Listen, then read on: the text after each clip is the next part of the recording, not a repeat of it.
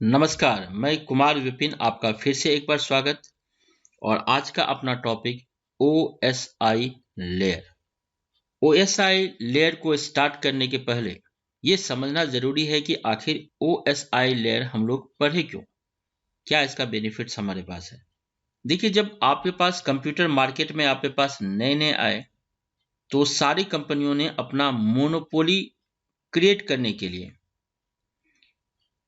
और ऐसी बात नहीं है, ये हर एक इंडस्ट्री में आपके पास देखने को आपके पास मिलते हैं कि जब कोई एक नया प्रोडक्ट आपके पास लॉन्च होता है तो अधिकांश कंपनी ये चाहती हैं कि वो ज़्यादा से ज़्यादा कस्टमर को आपके पास कैच करे।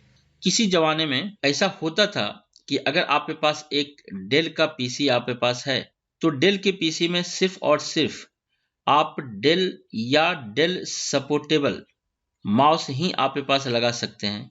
अगर आपको कीबोर्ड भी लगाना है तो वो कीबोर्ड भी हमारे पास डेल का आपके पास होगा। अगर लैंड कार्ड आपके पास लगाना है तो वह भी आपके पास डेल का आपके पास होगा। उस समय मार्केट में, या अगर हमने IBM का पीसी आपके पास परचेज किया है तो हमारा जितने सारे आपके पास कंपोनेंट्स हमारे पास होंगे वो भी IBM के ही आपके पास होंगे। यानी होता क्या था कि IBM का पीसी किसी दूसरे पीसी के साथ में कम्युनिकेट नहीं कर सकता था, या कोई दूसरा पीसी IBM के साथ में कम्युनिकेट आपके पास नहीं कर सकते थे। इस प्रॉब्लम को ठीक करने के लिए हम लोगों ने एक लेयर आपके पास क्रिएट किया और उस लेयर का नाम हमने डाला OSI लेयर। और इस लेयर के आने के बाद एक स्टैंडर्डाइजेशन आपके पास बना कि कोई भी कंपनी या तो सारे लेयर का या फिर इंडिविजुअल लेयर का प्रोडक्ट आपके पास क्रिएट कर सकती है। और इस लेयर में हमने यह डिफाइन किया कि कंप्यूटर नेटवर्क हमारे पास क्या होता है, जिससे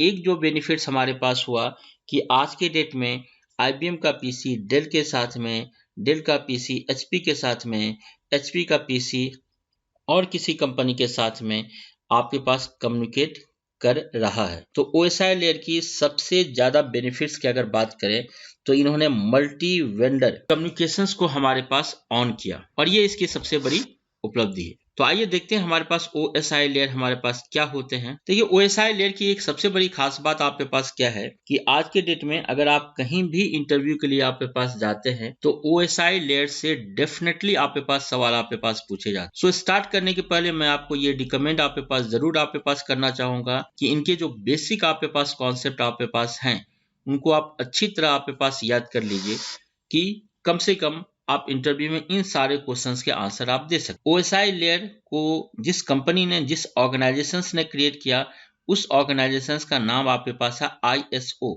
ये हमारे पास है इंटरनेशनल ऑर्गेनाइजेशन फॉर स्टैंडर्डाइजेशन।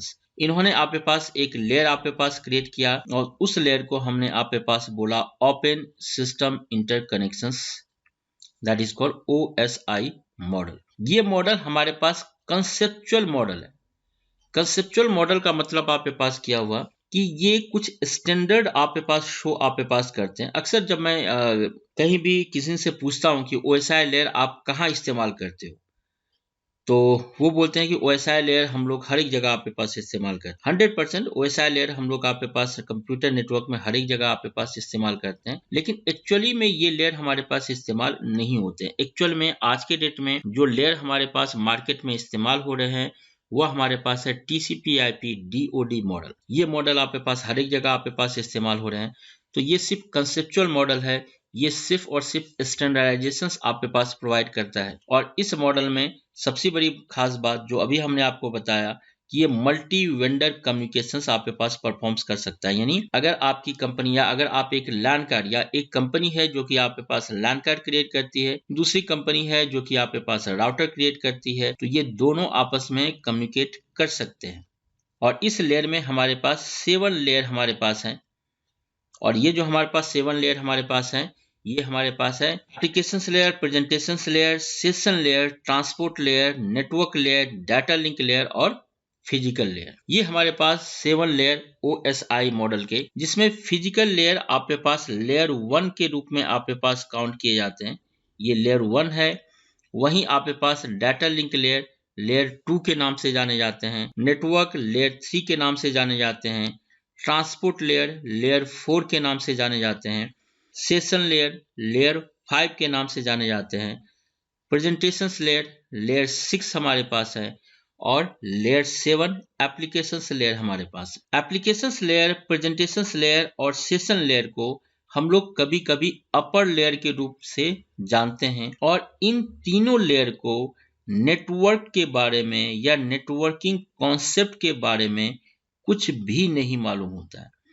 इनको कुछ भी नहीं मालूम होता है कि नेटवर्क हमारे पास क्या है, किस वजह से डाटा ट्रांसफर होंगे, इनको कुछ भी नहीं मालूम होता है। नेटवर्किंग का जो हमारे पास कॉन्सेप्ट है वो ट्रांसपोर्ट लेयर से हमारे पास आपके पास स्टार्ट होते हैं, जिसको हम लोग लोअर लेयर के रूप में हमारे पास काउंट किए जाते हैं। हालांकि ये सिंपल हमारे पास है, application, presentation, session, transport, network, data link layer और physical layer.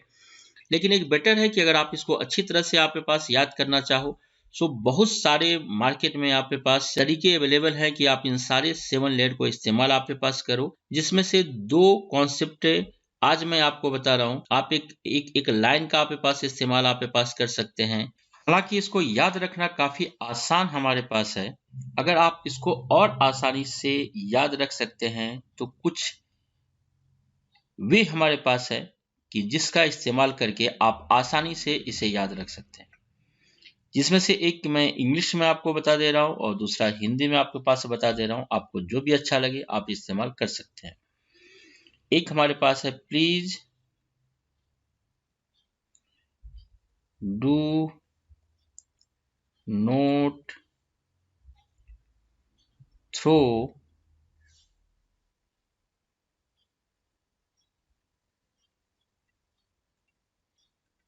Samosa, pakora anywhere. Please do not throw samosa, pakora anywhere. I think ये सारे नाम याद रखने से अच्छा है कि आप इस लाइन को याद रखो। Please do not throw samosa pakora anywhere. P physical layer, data link layer, network layer, N for network layer, T for transport layer, samosa का S सेशन लेयर, पकौड़ा का P प्रेजेंटेशन लेयर, एनीवेयर का A एप्लीकेशन लेयर। सो ये आपको थोड़ी सी आपके पास help आपके पास करेगा कि आप इस OSI लेयर के 7 लेयर को आसानी से याद रख सकते हैं। इसके अलावा एक और मेथड हिंदी में मैं आपको लिख के बता दे रहा हूं कि आपका काम और आपके पास आसान हो। ये मेरे घर में किसी ने एक बिल्ली को आपके पास पाल के रखा था, और वो बिल्ली पर डे दूध पी रही थी। और एक दिन हमारे घर वाले ने उसको डांट रहा था कि भाई आज तुमने फिर से दूध पिया। और मुझे अच्छा लगा कि ये तो OSI लेयर आपके पास है। तो ये कैसे, तो आज फिर से तुम ने दूध पिया। कभी कभी जानवर को पालने से भी बहुत सारे बेनिफिट्स आपके पास हो जाते हैं। आज ए एप्लीकेशन लेयर, फिर का P प्रेजेंटेशन लेयर, से सेशन लेयर, तुम का T transport layer, N network layer, दूध का D that is called data link layer, and the P for the physical layer. So ये 2 तरीके हैं जो आपको हेल्प करेंगे कि आप OSI लेयर के 7 लेयर को आप आसानी से किस तरह से आपके पास याद कर सको। तो हमारे पास 7 लेयर हमारे पास होते हैं, application layer, presentation layer, session layer, transport layer, network layer, data link layer और फिजिकल लेयर, जिसमें एप्लीकेशंस, प्रेजेंटेशंस, सेशन को हम लोग अपर लेयर के नाम से जानते हैं, जबकि transport, network, data link layer और फिजिकल लेयर को हम लोग लोअर लेयर के रूप से आपके पास जानते हैं। जब भी हम लोग एप्लीकेशन लेयर की बात करें तो सारे लेयर में हम लोगों ने डाटा यूनिट आपके पास डिफाइन करके रखा है। प्रत्येक लेयर में डाटा के नाम जो होते हैं वो हमारे पास चेंज आपके पास होते रहते हैं, और ये हमारे पास सारे 7 लेयर और ये इनके आपके पास डाटा यूनिट। एप्लीकेशंस लेयर में जो हमारे पास डाटा इस्तेमाल होते हैं, इसको हम लोग एप्लीकेशंस प्रोटोकॉल डाटा यूनिट के नाम से जानते हैं। कभी कभी हम लोग इसको राव डाटा के नाम से जानते हैं। उसी वजह से प्रेजेंटेशंस लेयर में जो डाटा यूनिट इस्तेमाल होते हैं, उसे हम लोग प्रेजेंटेशंस प्रोटोकॉल डाटा यूनिट के नाम से जानते हैं। सेशन लेयर में जो हमारे पास डाटा यूनिट होते हैं, उसको हम लोग सेशन प्रोटोकॉल डाटा यूनिट के नाम से जानते हैं। कभी कभी हम लोग यहाँ सेशन के नाम से भी इसको हम लोग जानते हैं। ट्रांसपोर्ट लेयर में जो डाटा यूनिट हमारे पास इस्तेमाल होते हैं, उसे हम लोग ट्रांसपोर्ट प्रोटोकॉल डाटा यूनिट के नाम से जानते हैं। इसको कभी कभी हम लोग आपके पास सेगमेंट के नाम से जानते हैं। सेगमेंट। नेटवर्क लेयर में जो डाटा यूनिट इस्तेमाल होते हैं, उसे हम लोग पैकेट के नाम से जानते हैं। डाटा लिंक लेयर में जो यूनिट आपके पास इस्तेमाल होते हैं, उसे फ्रेम के नाम से जानते हैं। फिजिकल लेयर में जो हमारे पास यूनिट इस्तेमाल होते हैं, उसे हम लोग बिट के नाम से जानते हैं। इस प्रेजेंटेशंस में आपको ये सिर्फ 3 टर्म्स आपको याद रखने की है कि नेटवर्क में जब भी डाटा हमारे पास आते हैं, तो उसे हम लोग डाटा नहीं बल्कि पैकेट के नाम से जानते हैं। वहीं डाटा लिंक लेयर में जो हमारे पास डाटा आते हैं, उसे हम लोग फ्रेम के नाम से जानते हैं। और फिजिकल लेयर में इसे हम लोग बिट्स के नाम से हम लोग आपके पास जानते हैं। तो आइए देखते हैं कि इन सारे लेयर का आपके पास काम क्या है। और हम लोग स्टार्ट करते हैं एप्लीकेशंस लेयर से। एप्लीकेशंस लेयर की बात करें तो ये सबसे टॉप मोस्ट का लेयर है और इसे हम लोग लेयर 7 के नाम से जानते हैं। ये लेयर हमारे पास इन सारे 7 लेयर में से सिर्फ और सिर्फ यही एक लेयर है जिसको यूजर देख सकता है या महसूस कर सकता है। उसके बाद जितने सारे आपके पास लेयर हैं, उसको देखना थोड़ा सा मुश्किल आपके पास है। तो आप ये बोल सकते हो कि एप्लीकेशंस लेयर हमारे पास यूजर इंटरेक्शंस पॉइंट हमारे पास होते हैं। यानी जब कंप्यूटर से एक यूजर आपके पास कनेक्ट आपके पास करता है, तो सबसे पहला जो आपके पास लेयर आपके पास होते हैं, सबसे पहला पॉइंट जो आपके पास होते हैं, उसे हम लोग एप्लीकेशंस लेयर के नाम से जानते हैं। जैसे अगर आप मेल कर रहे हो या फिर आप किसी नेटवर्क रिसोर्स का इस्तेमाल कर रहे हो, किसी फाइल को एक्सेस आपके पास कर रहे हो, ये जो रिस्पॉन्सिबिलिटी हमारे पास है, ये एप्लीकेशंस लेयर की हमारे पास है। एप्लीकेशंस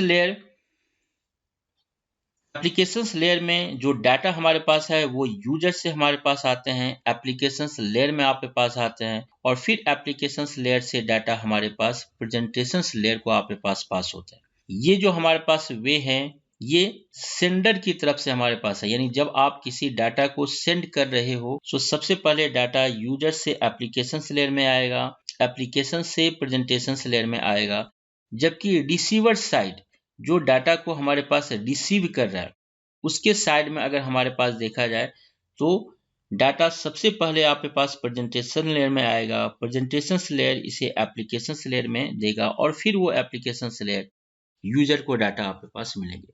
तो एक हमारे पास सेंडर साइड है जहां यूजर से डाटा एप्लीकेशन लेयर में जाते हैं और एप्लीकेशन से प्रेजेंटेशन लेयर को पास होता है। वहीं रिसीवर साइड में प्रेजेंटेशन लेयर से डाटा एप्लीकेशंस को जाते हैं और एप्लीकेशंस से डाटा हमारे पास यूजर को हमारे पास जाता है। दूसरा जो हमारे पास लेयर है, that is called presentations layer. ऐसा नाम आपके पास बता रहा है presentations layer. Presentations layer present the data. आप इसको इस वजह से समझिए, आप एक रेस्टोरेंट में आपने गए, आपको कुछ आप एक होटल में आपके पास पहुंचे, आपने होटल वाले को बोला कि यार मुझे एक कप, मुझे क्या चाहिए, तो मुझे क्या मंगवाऊं आपके लिए।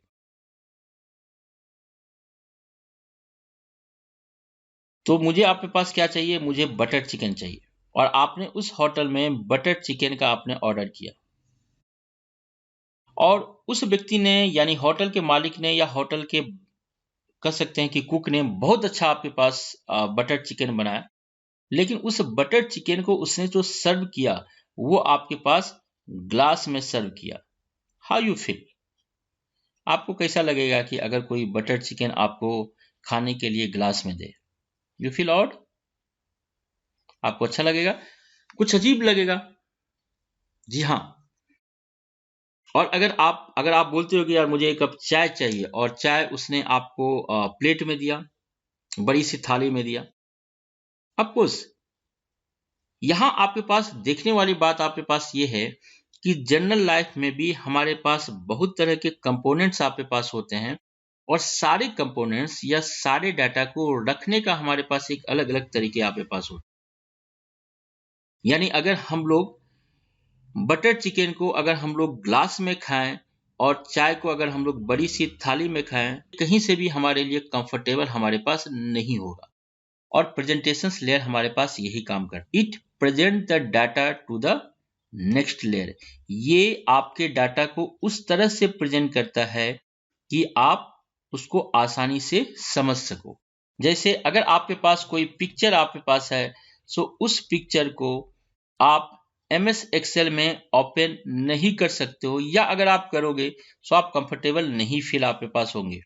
और अगर आपके पास कोई एक्सेल का फाइल है तो उसे आप पावर पॉइंट में या उसे आप माइक्रोसॉफ्ट पेंट ब्रश में आप उसे ओपन नहीं कर सकते हैं। चलिए, तो प्रेजेंटेशन लेयर आपके पास यही काम करता है। ये डाटा के फॉर्मेट को आपके पास सेट करता है कि किस एप्लीकेशंस में या किस एप्लीकेशंस के लिए हमारे पास ये डाटा है और इसको किस वे से हमारे पास प्रेजेंट आपके पास किया जाए। प्रेजेंटेशन लेयर के कुछ फंक्शंस को हमारे पास देखा जाए तो उसमें से हमारे पास एक फंक्शन जो है वह हमारे पास है ट्रांसलेशन का। ट्रांसलेशन का मतलब, जैसा आप जानते हो कि हमारा सिस्टम दो मेथड में आपके पास काम करता है। एक हमारे पास है ASCII और दूसरे जो हमारे पास मेथड हमारे पास होते हैं वो हमारे पास होते हैं EBCDIC। सो कुछ कंप्यूटर ASCII का इस्तेमाल करते हैं, कुछ कंप्यूटर ASCII का इस्तेमाल नहीं आपके पास करते। अगर डाटा इस सिस्टम से हमारे पास उस सिस्टम में जा रहा है जो कि ASCII के कॉन्सेप्ट को नहीं आपके पास जानते हो, तो फिर हमारे पास क्या होगा। तो ऐसे केसेस में प्रेजेंटेशन लेयर इस ASCII को कोड को EBCDIC में आपके पास कन्वर्ट करता है कि इस सिस्टम को मालूम चले कि वो डाटा हमारे पास क्या है। इसको हम लोग ट्रांसलेशन के रूप में हम लोग आपके पास काउंट करते हैं। सेकेंड मेथड या सेकेंड फंक्शंस जो हमारे पास प्रेजेंटेशन लेयर का है वो हमारे पास है इंक्रिप्शंस। आई होप आपको मालूम होगा इंक्रिप्शंस आपके पास क्या होते हैं। कि अगर हमारे पास कोई डाटा हमारे पास है ABC और ये एज्यूम किया जाए कि ये जो PC हमारे पास है वो USA में है और ये PC हमारे पास इंडिया में है और ये दोनों PC आपस में नेटवर्क के थ्रू हमारे पास कनेक्टेड है। जब भी आप यहां से एक फाइल को ट्रांसफर करते हो, जिस फाइल में आपके पास ABC लिखा हुआ है, सो वो इस वे से आपके पास ट्रांसफर करता है। अब मजेदार बात यह है कि आप USA में हो, यानी आपका एक पार्टनर USA में है और आप इंडिया में हो, और चूंकि आप पब्लिक नेटवर्क यानी इंटरनेट का इस्तेमाल कर रहे हो, तो इंटरनेट से करोड़ों लोग आपके पास जुड़े हुए हैं। तो यहाँ कोई भी व्यक्ति ये देख सकता है कि इस वायर पे कौन सा डाटा ट्रैवल हमारे पास हो रहा है, और ये सिक्योरिटी के मामले में एक बहुत बड़ी प्रॉब्लम है क्योंकि आपके डाटा को कोई भी पढ़ सकता है। सो बेस्ट ऑप्शंस आपके पास ये है कि इस डाटा को हम लोग किसी दूसरे रूप में ट्रांसलेट कर दें। सपोज हमने ABC को एक फॉर्मूले के थ्रू हमने XYZ में हमने कन्वर्ट कर दिया और फिर हम लोग XYZ हम लोगों ने यहां से ट्रांसफर किया। ऐसे केसेस में ये जितने सारे व्यक्ति हैं जो कि हैकर्स आपके पास हैं, वो इन सारे डाटा को देख सकता है, लेकिन अब उसको ABC नहीं बल्कि क्या नजर आएगा, XYZ नजर आएगा। और जब ये डाटा इंडिया आपके पास पहुंचेगा तो जिस लॉजिक से आपने इसको XYZ में कन्वर्ट किया, फिर उसी लॉजिक को रिवर्ट इस्तेमाल करके आप इसको ABC में कन्वर्ट आपके पास कर सकते हो। इसी कॉन्सेप्ट को हम लोग इंक्रिप्शन के नाम से जानते हैं। यानी इंक्रिप्शंस नॉर्मली में सिक्योरिटी पर्पस के लिए हमारे पास इस्तेमाल आपके पास होते हैं कि आपके डाटा को कोई देख ना पाए। प्रेजेंटेशन लेयर की जो तीसरी हमारे पास रिस्पॉन्सिबिलिटी हमारे पास है, तीसरे जो हमारे पास फंक्शंस हमारे पास है वो है कंप्रेशंस का, यानी अगर आपके पास लार्ज अमाउंट ऑफ डाटा है तो उस डाटा को आप छोटा कर सकते हो, उस डाटा को आप कंप्रेस कर सकते हो, उस डाटा को आप जिप कर सकते हो। और ये जो हमारे पास काम है ये प्रेजेंटेशन लेयर का काम है। यानी मार्केट में वो सारे प्रोटोकॉल जो कि ट्रांसलेशंस का काम करते हैं, इंक्रिप्शंस का काम करते हैं, कंप्रेशंस का काम करते हैं, वो सारे आपके पास प्रेजेंटेशंस लेयर को शो करते हैं। जैसे आपने एक नाम सुना होगा JPEG, या आपने एक नाम सुना होगा RTF। ये एक्चुअली में एक फाइल एक्सटेंशंस है, मोटे तौर पे हम लोग इसको बोलते हैं ये फाइल एक्सटेंशंस है। सो ये जो रिस्पॉन्सिबिलिटी है, या आप बोल सकते हो JPG या RTF जो है, ये हमारे पास प्रेजेंटेशंस लेयर के प्रोटोकॉल्स हमारे पास है। नेक्स्ट लेयर जो हमारे पास है वह हमारे पास है सेशन लेयर। सेशन जैसे अभी हम लोगों का क्लास चल रहा है और हमारा क्लास ये OSI मॉडल के नॉर्मली आपके पास 1 घंटे के आपके पास होंगे। तो टेक्निकल वर्ड में हम लोग ये बोलते हैं कि हमारा जो सेशन है, हमारा जो क्लास हमारे पास है वो 1 घंटे का था। यही कॉन्सेप्ट हम लोग अपने सिस्टम में आपके पास इस्तेमाल करते हैं कि सेशन लेयर सेशन को एस्टैब्लिश करने का आपके पास काम करता है।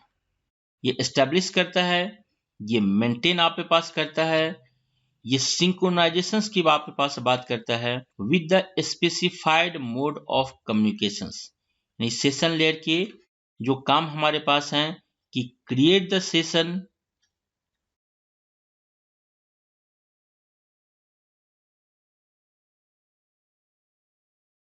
मैनेज द सेशन,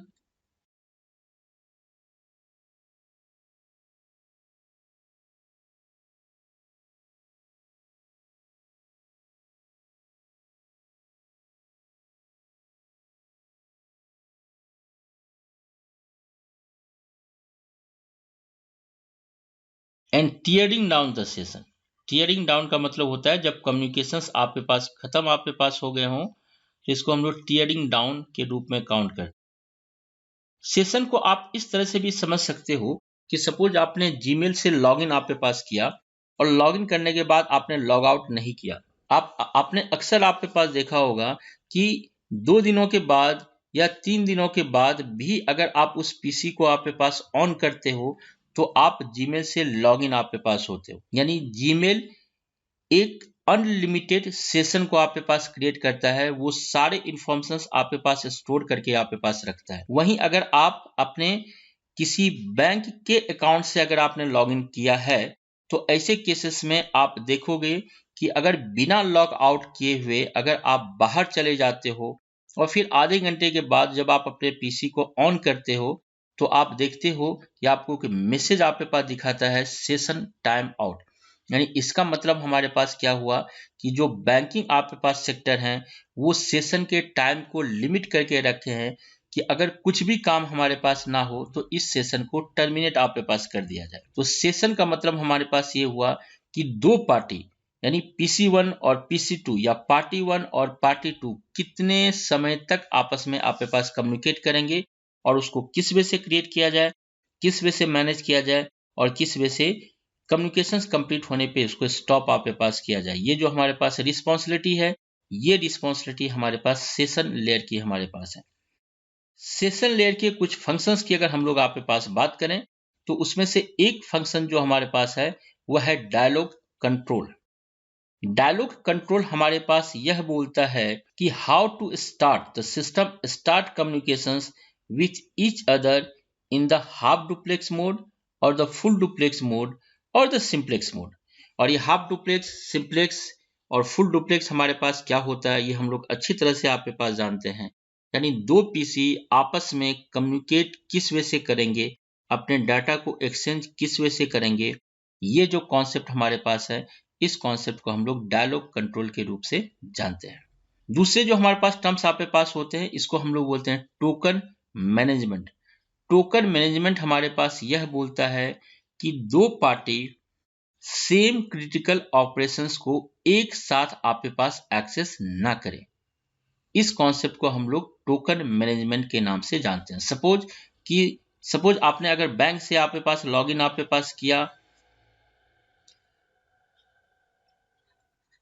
सपोज ये बैंक का आपके पास सर्वर है और आपने इसको आपके पास लॉगिन किया और सेम आप यहां से भी आपके पास लॉगिन कर रहे हो और कुछ क्रिटिकल आपके पास काम कर रहे हैं, तो सेशन लेयर आपके पास ये बोलता है कि एक व्यक्ति ऑलरेडी आपके पास लॉगिन है, आप इस काम को नहीं कर सकते हो। ये यहां से या तो आपको लॉग आउट कर देगा या फिर आपको यहां से आपके पास लॉग आउट कर देगा।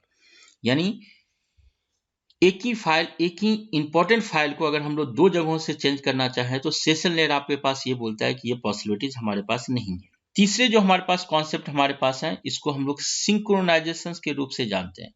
सिंक्रोनाइजेशन हमारे पास क्या होता है कि सपोज ये हमारे पास एक फाइल सर्वर हमारे पास है और हम लोग इस फाइल को, ये जो फाइल हमारे पास है, ये हमारे पास 500 पेज के फाइल है और मैं इसे आपके पास डाउनलोड कर रहा हूं। जब हमने आपके पास डाउनलोड आपके पास स्टार्ट आपके पास किया तो 100 पेज तक ये हमारे पास डाउनलोड हुआ, उसके बाद कनेक्शन हमारे पास ब्रेक हो गए। यानी नेक्स्ट टाइम जब हमारा इंटरनेट कनेक्शन आपके पास आएगा तो अब यहां दो ऑप्शंस होते हैं। अगर सेशन लेयर ने सेशन को एस्टेब्लिश करके आपके पास रखा है तो चूंकि आपने 100 पेज ऑलरेडी डाउनलोड कर लिए हैं, सो आपका अगला काम 101 से स्टार्ट होगा। यानी फिर से वो 1 से लेके 100 पेज तक आपके पास डाउनलोड नहीं करेगा, वो 101 पेज से हमारे पास स्टार्ट करेगा क्योंकि ऑलरेडी सेशन आपके पास क्रिएट आपके पास है। हाँ, अगर सेशन आपके पास ब्रेक हो जाता है तो फिर ऐसे केसेस में वो पेज नंबर 1 से आपके पास स्टार्ट आपके पास करेगा। तो सेशन लेयर का हमारे पास ये काम है कि ये सिंक्रोनाइजेशन का काम करता है और ये अलग अलग पॉइंट पे आपके पास चेक पॉइंट, ये काम आपके पास कैसे आपके पास होता है कि सपोज ये हमारे पास 500 आपके पास पेज हैं, तो इस पेज को हम लोग छोटे छोटे छोटे छोटे पार्ट में आपके पास डिवाइड करते हैं। सेशन लेयर में इसको हम लोग चेक पॉइंट के नाम से जानते हैं। यानी अगर यहां तक डाउनलोड आपके पास हो चुके हैं और किसी रीजन से कनेक्शंस अगर आपके पास स्टॉप हुए हैं तो नेक्स्ट टाइम जब कम्युनिकेशंस आपके पास स्टार्ट होगा सो ये इन तीनों को डाउनलोड नहीं करेगा, ये यहां से आपके पास डाउनलोड करना आपके पास स्टार्ट होगा और इस प्रोसेस को हम लोग आपके पास चेक पॉइंट के नाम से हम लोग जानते हैं। मैं फिर से आपके पास रिपीट कर रहा हूं, डाटा कंट्रोल हमारे पास ये बोलता है कि how to start the communications in the half duplex और the full duplex mode. Token management आपके पास ये बोलता है कि सेम क्रिटिकल ऑपरेशंस दो जगहों से मैनेज सेम टाइम में नहीं किए जा सकते हैं। और सिंक्रोनाइजेशन आपके पास ये बोलता है कि आपने कहां तक का काम कंप्लीट किया, अगली बार हम लोग वहां से आगे का काम आपके पास करेंगे। आई होप सेशन लेयर को आप अच्छी वे से आपके पास समझ आपके पास गए होंगे। सेशन लेयर के बाद हमारा जो अगला आपके पास लेयर है वह हमारे पास है transport layer. Transport layer OSI model में सबसे ज्यादा लंबे लेयर के रूप में आपके पास काउंट किया जाता है। इस ट्रांसपोर्ट लेयर पे एक कंप्लीट बुक आपके पास लिखी आपके पास जा सकती है, लेकिन हम लोग इसको 5 मिनट के अंदर समराइज करने की कोशिश आपके पास करते हैं। ट्रांसपोर्ट लेयर डाटा को छोटे छोटे पार्ट में आपके पास डिवाइड करता है। सपोज ये हमारे पास एक डाटा हमारे पास है जो कि हमारे पास सेशन लेयर से हमारे पास आया है और ये डाटा हमारे पास 1 GB का हमारे पास है। सो इस 1 GB डाटा को हम लोग छोटे छोटे छोटे छोटे पार्ट में आपके पास डिवाइड करते हैं और ये जो पार्ट हमारे पास होते हैं या ये जो कॉन्सेप्ट हमारे पास होते हैं इसको हम लोग बोलते हैं सेगमेंट्स। और फिर इस छोटे पार्ट जब नेक्स्ट इंड पे आपके पास पहुंचते हैं तो इन सारे छोटे सारे पार्ट को हम लोग फिर से अटैच करते हैं, फिर से रीअसेंबल करते हैं और इस कॉन्सेप्ट को हम लोग बोलते हैं reassemble. Transport layer accept the data from the above layer, यानी सेशन लेयर से वो हमारे पास डाटा लेता है, split it into the smaller units, उसको छोटे छोटे पार्ट में आपके पास डिवाइड आपके पास करता है and the pass these two the network layer, और ये सारे छोटे लेयर को ये नेटवर्क लेयर में हमारे पास पास करता है।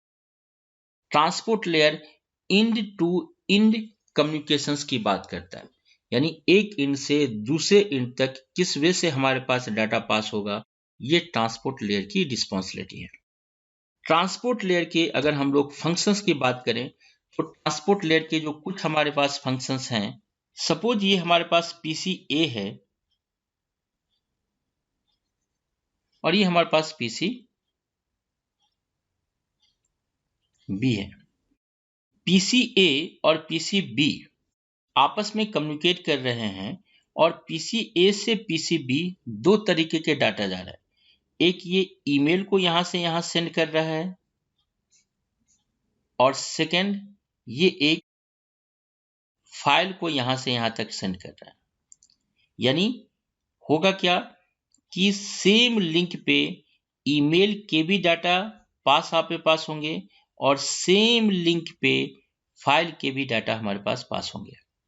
और अभी हमने आपके पास पढ़ा कि डाटा जो होते हैं वो छोटे छोटे पार्ट में आपके पास डिवाइड होते हैं।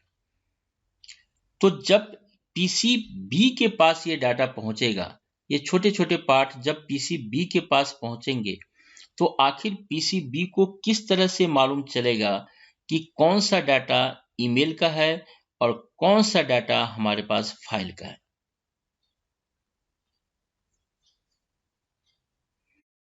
बिल्कुल सही। ये सिर्फ और सिर्फ इतना ही आपके पास आसान है कि सपोज आप मार्केट गए और मार्केट में आपके पास कुछ पैकेट आपके पास रखे हुए हैं। मान लीजिए कि दाल के बहुत सारे पैकेट आपके पास रखे हुए हैं। चना का दाल हमारे पास है, अरहर का दाल हमारे पास है, मूंग का दाल हमारे पास है। और वो जो पैकेट हमारे पास है वो इस तरह से आपके पास बनाए गए हैं कि आप उसके अंदर के मटेरियल को नहीं देख सकते हो, यानी वो विजिबल हमारे पास नहीं है। और आप एज ए कस्टमर चना का दाल परचेज करना चाहते हो तो आप कैसे करोगे? एग्जैक्टली आपने आपने बिल्कुल सही सोचा कि उस पैकेट के ऊपर लिखा होगा कि बॉस ये चना का दाल है और मैं उसे लेके आपके पास घर आ जाऊंगा। एग्जैक्टली ठीक उसी तरीके से जब ट्रांसपोर्ट लेयर डाटा को छोटे छोटे पार्ट में आपके पास डिवाइड करता है, सो यहाँ ये एक आइडेंटिफिकेशन, यहाँ आपके पास एक लेबल ये पेस्ट आपके पास करता है, ये ईमेल है। जब फाइल को वो आपके पास छोटे छोटे टुकड़ों में डिवाइड करेगा, सो यहाँ वो लिखेगा ये फाइल है, ये फाइल है, ये फाइल है। तो हालांकि ये फाइल फाइल फाइल नहीं लिखता है, ये यहाँ एक नंबर आपके पास लिखता है और उसी नंबर को हम लोग सर्विस पॉइंट एड्रेसिंग के रूप में जानते हैं। यानी सर्विस पॉइंट एड्रेसिंग ये आपके पास शो करता है कि ये कौन सा एड्रेस या कौन सा पोर्ट नंबर, टेक्निकल वर्ड में इसको हम लोग पोर्ट नंबर के रूप में आपके पास काउंट करते हैं। जैसे अगर ये ईमेल है तो शायद ये एसएमटीपी प्रोटोकॉल का इस्तेमाल करें और इसका पोर्ट नंबर आपके पास 25 है, और अगर ये फाइल है तो ये पोर्ट नंबर आपके पास 21 का आपके पास इस्तेमाल करें। तो इस नंबर से पीसीबी एज्यूम करेगा कि जितने सारे पैकेट पोर्ट नंबर 25 के हैं वो सारा मेल हमारे पास है, और जितने सारे पैकेट नंबर 21 के साथ में हैं वो हमारे पास फाइल है। इस पॉइंट को हम लोग सर्विस पॉइंट एड्रेसिंग के नाम से जानते हैं। ट्रांसपोर्ट लेयर सेगमेंटेशंस और डीअसेंबलिंग का आपके पास काम करता है। सेगमेंटेशंस ऑलरेडी मैं आपको बता चुका हूं। सेगमेंटेशंस हमारे पास क्या है? A message is divided into the segments. एक बड़े से मैसेज को हम लोग छोटे छोटे पार्ट में डिवाइड करते हैं जिसको हम लोग सेगमेंट बोलते हैं। और प्रत्येक सेगमेंट जो हमारे पास होते हैं उसमें हमारे पास एक सीक्वेंस नंबर होते हैं कि नेक्स्ट इंड पे जब ये आपके पास पहुंचे तो वो सेम मैनर से आपके पास रीअसेंबल आपके पास किया जाए कि कोई प्रॉब्लम हमारे पास ना हो। तीसरे हमारे पास टर्म्स आपके पास होते हैं, that is called flow control. Flow control normally end to end आपके पास किए जाते हैं। फ्लो कंट्रोल मैनेज फ्लो, जैसा नाम बता रहा है कि अगर हमारे पास बैंडविड्थ कम है और डाटा हमने ज्यादा दे दिया तो वो सारे डाटा हमारे पास ड्रॉप आपके पास हो जाते हैं, वो किसी काम के हमारे पास नहीं होते हैं। तो ट्रांसपोर्ट लेयर में हम लोग फ्लो कंट्रोल को भी आपके पास मैनेज आपके पास कर।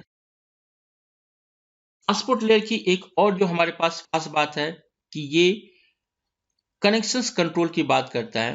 यानी जब भी एक जगह से दूसरे जगह ये हमारे पास डाटा को सेंड करता है, ये दो कॉन्सेप्ट की बात करता है। एक को हम लोग बोलते हैं कनेक्शंस लेस और दूसरे को हम लोग बोलते हैं कनेक्शंस ओरिएंटेड। कनेक्शंस लेस में हमारे पास क्या होता है कि सपोज ये हमारे पास PC1 है और ये हमारे पास PC2 हमारे पास है। तो जब PC1 PC2 को डाटा आपके पास सेंड करेगा तो ये कभी भी चेक नहीं करेगा, यानी PC1 ये नहीं चेक करेगा कि PC2 डाटा को हैंडल करने के लिए तैयार है या नहीं तैयार है। ये सिर्फ और सिर्फ डाटा को आपके पास सेंड कर देगा। वहीं अगर PC2 के पास डाटा पहुंच जाएगा तो PC2 कभी भी ये नहीं सेंड करता है कि मुझे डाटा मिल चुका है। इसको टेक्निकल वर्ड में हम लोग एक्नॉलेजमेंट के नाम से जानते हैं, या शॉर्टकट में इसे हम लोग एक्ट के नाम से जानते हैं। यानी जब आप कनेक्शंस लेस की बात करो तो कनेक्शंस लेस में आप ये नहीं चेक करते हो कि सामने वाला पार्टी आपके पास तैयार है या नहीं तैयार है। आप इसको इस तरह से समझ सकते हो, तो शायद ये सबसे आसान तरीका है। सपोज आप मुझसे मिलना चाहते हो, हम और आप एक ही सिटी में रहते हैं, आप मुझसे मिलना चाहते हो और आपको मालूम है कि मैं कहाँ रहता हूँ। सो मिलने के दो तरीके हैं। एक तरीका हमारे पास यह है कि आप मुझे कॉल करो, आप मुझसे मिलना चाहते हो और आप अवेलेबल हो या ना हो। और या दूसरा तरीका हमारे पास क्या है कि मुझे मालूम है कि आप कहाँ रहते हो, तो मैं डायरेक्ट अपना गाड़ी उठाऊं और आपके यहाँ पहुंच जाऊं। तो जो हमारे पास फर्स्ट तरीका है उसको हम लोग कनेक्शंस ओरिएंटेड में कहते हैं। यानी पहले तरीके में हमने कंफर्म किया कि आप मिलने के लिए रेडी हो या नहीं हो, हमने कंफर्म किया कि आप घर पे हो या ना हो। जबकि सेकंड लेयर में हमने ऐसा कुछ भी कंफर्म आपके पास नहीं किया, मैंने डायरेक्ट आपके घर पे पहुंच गया। तो एक हमारे पास कनेक्शंस लेस है, दूसरा हमारे पास कनेक्शंस ओरिएंटेड है। तो कनेक्शंस लेस में आपके पास कभी भी एक्नॉलेजमेंट पास नहीं की जाती है, जबकि कनेक्शंस ओरिएंटेड में हमेशा ही एक्नॉलेजमेंट पास किया जाता है। कनेक्शंस ओरिएंटेड की अगर हम लोग बात करें तो कनेक्शंस ओरिएंटेड किस तरह से काम करता है, अगर आप ये देखना चाहो तो इस प्रोसेस को हम लोग 3-वे हैंड शेकिंग के नाम से जानते हैं। क्या जानते हैं? तो it is known as the 3-वे हैंड शेकिंग। ये हम लोग कनेक्शंस ओरिएंटेड की बात करें, कनेक्शंस लेस में ऐसा कुछ भी नहीं होता। 3-वे हैंड शेकिंग में हमारे पास क्या होता है कि ये अगर ये PC A है और ये PC हमारे पास B है, तो PC A PC B को एक सिग्नल आपके पास भेजता है। इसको हम लोग बोलते हैं सिन, सिंक्रोनाइजेशन बिट। जब ये सिन बिट आपके पास PC B के पास पहुंचता है तो PC B इसे सिन एक्ट बिट आपके पास भेजता है और फिर इसे ये एक्ट बिट पास करता है, और इस प्रोसेस को हम लोग 3-वे हैंडशेकिंग बोलते हैं। जब ये 3-वे हैंडशेकिंग हमारे पास कंप्लीट आपके पास हो जाता है तो एक और मेथड हमारे पास इस्तेमाल होता है जो फ्लो कंट्रोल के लिए इस्तेमाल होता है। इसे हम लोग विंडोइंग टेक्निक के नाम से जानते हैं। सपोज ये हमारे पास PC A है और 3-वे हैंडशेकिंग कंप्लीट हो चुका है और PC A PC B को डाटा आपके पास सेंड करना चाहता है और डाटा की साइज हमारे पास काफी बड़ी है। तो PC A PC B से पूछता है कि मैं कितना विंडो एक साथ आपके पास भेजूं, कितने पैकेट, इजी वे में देखा जाए तो कितने पैकेट में एक साथ भेजूं। तो इसने बोला कि सर मैं 4 पैकेट एक साथ भेजना चाहता हूं। लेकिन PC B का जो हमारे पास बफर साइज हमारे पास है या PC B का जो हैंडलिंग पावर है ये हमारे पास कम है। तो ये बोलता है नहीं सर मैं 4 नहीं ले पाऊंगा, मैं सिर्फ और सिर्फ 3 ले पाऊंगा। तो आप 3 विंडो एक साथ आपके पास भेजिए। एक बार जब निगोशिएशन आपके पास कंप्लीट आपके पास हो जाता है, यानी PC A PC B को 3 विंडो टेक्निक आपके पास, यानी 3 विंडो एक बार आपके पास सेंड करेगा। इसके बाद होता क्या है कि ऑलरेडी हम लोग जानते हैं कि ट्रांसपोर्ट लेयर में जो हमारे पास डाटा होते हैं उसको छोटे छोटे पार्ट में हमने आपके पास डिवाइड किया। तो PC A सबसे पहले पैकेट को भेजेगा, फिर दूसरे पैकेट को भेजेगा, फिर तीसरे पैकेट को भेजेगा। PC B के पास फर्स्ट पैकेट पहुंचा, सेकेंड पैकेट पहुंचा और थर्ड पैकेट पहुंचा। अब PC A PC B को कोई भी पैकेट आपके पास नहीं भेजेगा। जब तीनों पैकेट PC B के पास पहुंच जाते हैं तो PC B यहां से एक और मैसेज पास करता है। इस मैसेज को हम लोग बोलते हैं एक्ट, और चूंकि 3 पैकेट्स यहां तक पहुंच चुका है तो एक्ट का जो नंबर होगा दैट इज कॉल्ड 4, यानी एक्ट 4। इसका मतलब आपके पास ये हुआ कि मैं 3 पैकेट मुझे मिल चुका है, आप एक्नॉलेज में, यानी आप चौथे पैकेट से फिर से स्टार्ट करो। फिर PC A हमारे पास क्या करेगा वो हमारे पास 4th नंबर का पैकेट भेजेगा, 5th नंबर का पैकेट भेजेगा और 6th नंबर का पैकेट भेजेगा। ये हुआ 4, ये हुआ 5, ये हुआ 6। एज्यूम किया जाए कि 4 पैकेट हमारे पास पहुंच चुका है, 6 पैकेट हमारे पास पहुंच चुका है, लेकिन 5 नंबर का जो पैकेट है वो हमारे पास नहीं पहुंचा, किसी रीजन से वो हमारे पास डैमेज हो चुका है। तो ऐसे कंडीशंस में कि विंडोइंग टेक्निक में दोनों ने आपके पास डिसाइड किया था कि पैकेट की साइज हमारे पास 3 आपके पास होगी, तो यहां से फिर से वो एक और मैसेज आपके पास भेजता है और इस मैसेज को बोलते हैं NAK, that is called negative acknowledgement. और कौन सा नंबर इसके पास नहीं पहुंचा? सो 5 नहीं पहुंचा। यानी पीसी ए को मालूम चलता है कि 5 जो है वो नेटवर्क पीसी बी के पास हमारे पास नहीं पहुंचा, नेटवर्क में वो कहीं फंस चुका है या वो बाहर हो गया है। तो फिर से पीसी ए इसे 5 नंबर का डाटा पास करेगा। जब 5 आपके पास पहुंच चुका है, सो अब ये एक और मैसेज आपके पास करेगा और वो हमारे पास होगा एक्नॉलेज नंबर 7, और फिर ये 7 पास करेगा, 8 पास करेगा, 9 पास करेगा। और ये जो कॉन्सेप्ट है, इस कॉन्सेप्ट को हम लोग क्या बोलते हैं? इज द विंडोइंग टेक्निक, जो कि कनेक्शंस ओरिएंटेड में आपके पास इस्तेमाल होते हैं।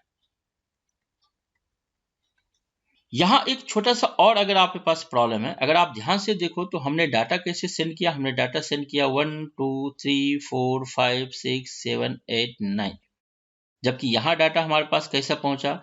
यहां डाटा पहुंचा 1 2 3 4 6 5 7 8 9।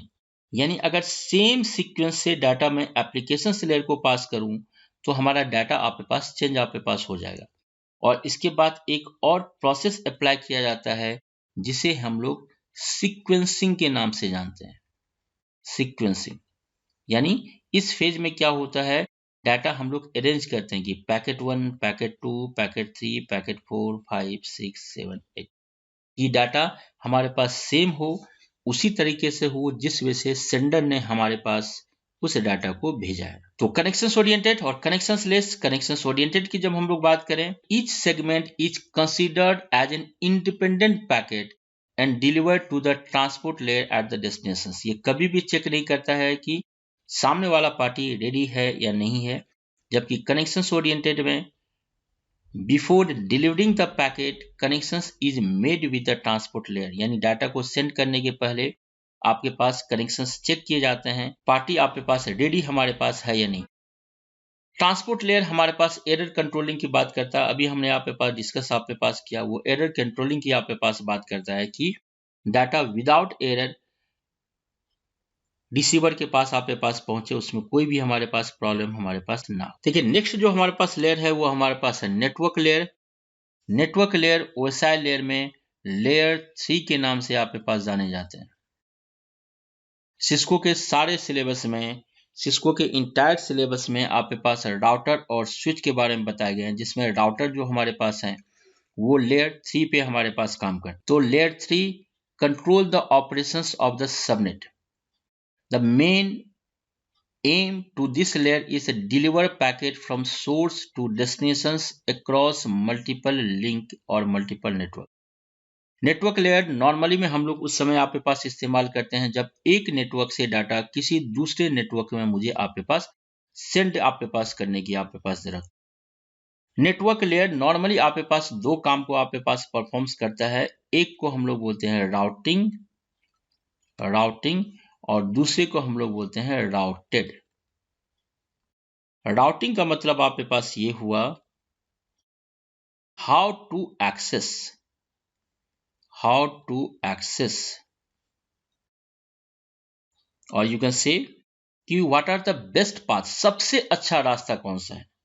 एंड राउटेड का मतलब हमारे पास ये हुआ वेयर।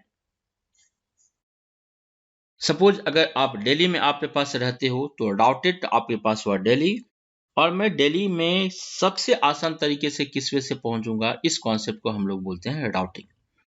नेटवर्क लेयर में अगर हम लोग राउटिंग की बात करें तो राउटिंग में हमारे पास कुछ प्रोटोकॉल इस्तेमाल होते हैं जो आगे आपके सिलेबस में है, that is called RIP, EIGRP, ये सारे प्रोटोकॉल को हम लोग राउटिंग प्रोटोकॉल के नाम से जानते हैं, जबकि IP, IPX, एप्पलटॉक, ये सारे प्रोटोकॉल को हम लोग राउटेड प्रोटोकॉल के नाम से जानते हैं।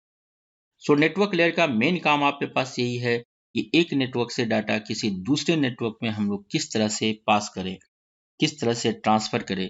याद रखिए, नेटवर्क लेयर उस समय आपके पास इस्तेमाल नहीं होते हैं जब आप with in the network communications की बात।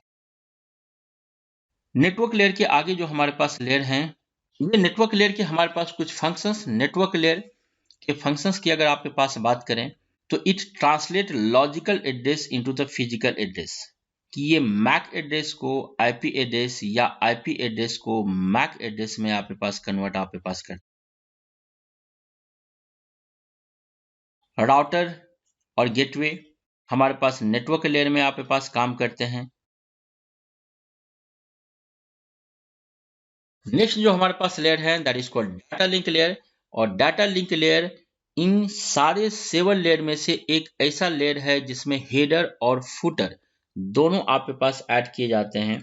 अधिकांशतः लेयर में हम लोग सिर्फ और सिर्फ हेडर आपके पास ऐड करते हैं, जबकि डाटा लिंक लेयर में हेडर और फुटर आपके पास दोनों आपके पास ऐड किए जाते हैं। डाटा लिंक लेयर सबसे reliable node to node delivery का डाटा लिंक लेयर सबसे रिलायबल लेयर के रूप में हमारे पास आपके पास काउंट किए जाते हैं। और जब भी हम लोग डाटा लिंक लेयर की बात करें तो ये डाटा लिंक लेयर के हमारे पास कुछ फंक्शंस हैं, जिसमें से एक फंक्शंस है हमारे पास फ्रेमिंग। जब भी नेटवर्क लेयर से डाटा हमारे पास डाटा लिंक लेयर में आपके पास आते हैं तो उसको हम लोग फ्रेम में आपके पास कन्वर्ट आपके पास करते हैं, और फिर फ्रेम को हम लोग फिजिकल लेयर में हम लोग पास करते हैं। डाटा लिंक लेयर में हम लोग एक एड्रेस का आपके पास इस्तेमाल करते हैं जिसको हम लोग फिजिकल एड्रेस आपके पास कहते हैं, या इसको कभी कभी हम लोग मैक एड्रेस के रूप में भी आपके पास काउंट करते हैं। जैसा पिछले समय हमने बताया था कि नेटवर्क लेयर का इस्तेमाल सिर्फ और सिर्फ हम लोग उसी समय करते हैं जब एक नेटवर्क से डाटा किसी दूसरे नेटवर्क में आपके पास ट्रांसफर करने की जरूरत हो, जबकि डाटा लिंक लेयर का इस्तेमाल हम लोग विद इन द नेटवर्क के लिए आपके पास करते हैं, और इसके लिए वो फिजिकल एड्रेस की आपके पास बात करते हैं। Data link layer flow control की आपके पास बात करता है, यानी एक कंप्यूटर जिसका बफर साइज हमारे पास ज्यादा हो, दूसरा कंप्यूटर जिसका बफर साइज हमारे पास कम हो, तो ऐसे में डाटा का फ्लो हमारे पास ना हो, इस पर्पस के लिए हम लोग फ्लो कंट्रोल की आपके पास बात करते हैं। Data link layer error controlling की बात करती है, वो हेडर और टेलर को आपके पास इस्तेमाल करती है जिससे डुप्लीकेशंस ऑफ फ्रेम आपके पास ना आपके पास क्रिएट हो। तो डाटा लिंक लेयर एरर की हमारे पास बात करती है। Data link layer access control की बात करती है, और ये डिफाइन आपके पास करेगा कि एक्सेस कंट्रोल की बात करती है कि अगर सेम लिंक पे आपके पास एक से ज्यादा डिवाइसेस हमारे पास कनेक्ट हो तो आप उसे किस वे से आपके पास मैनेज आपके पास करोगे। तो ये हमारे पास डाटा लिंक लेयर। और सबसे लास्ट लेयर, या यूं बोला जाए ओएसआई लेयर में फर्स्ट लेयर जो हमारे पास है वो हमारे पास फिजिकल लेयर है। यहाँ जब भी फ्रेम हमारे पास डाटा लिंक लेयर से आते हैं तो इसे हम लोग उस मीडियम में कन्वर्ट करते हैं कि एक जगह से दूसरे जगह हम लोग आपके पास ट्रांसफर कर सके। यहाँ नॉर्मली डाटा को 0101 बिट के फॉर्मेट में हम लोग आपके पास डिफाइन करते हैं। ये ओएसआई मॉडल में सबसे लोएस्ट आपके पास लेयर आपके पास है, और ये फिजिकल कनेक्शंस की आपके पास बात करता है, ये केबल की बात करता है, ये कनेक्टर की बात करता है, ये सिग्नल की हमारे पास बात करता है। It converts the digital signal to analog signal और analog signal to digital signal. अगर आप फाइबर ऑप्टिक केबल का इस्तेमाल कर रहे हैं तो ये सिग्नल को लाइट सिग्नल में आपके पास कन्वर्ट करता है। अगर आप कॉपर केबल का इस्तेमाल कर रहे हो तो ये इसको इलेक्ट्रॉनिक सिग्नल में आपके पास ट्रांसफर करता है। डाटा इनकोडिंग जो हमारे पास होते हैं, यानी 0101 में जो हमारे पास ट्रांसफर किए जाते हैं, वो इस लेयर में हमारे पास इस्तेमाल होते हैं। इस लेयर में वोल्टेज और डाटा रेट भी हम लोग आपके पास डिफाइन करते हैं कि अगर हम लोग कोएक्सियल केबल का इस्तेमाल कर रहे हैं तो उसमें कितने वोल्ट और या कितने स्पीड से डाटा आपके पास ट्रांसफर होगा। ये जो हमारे पास काम है ये फिजिकल लेयर का हमारे पास काम है।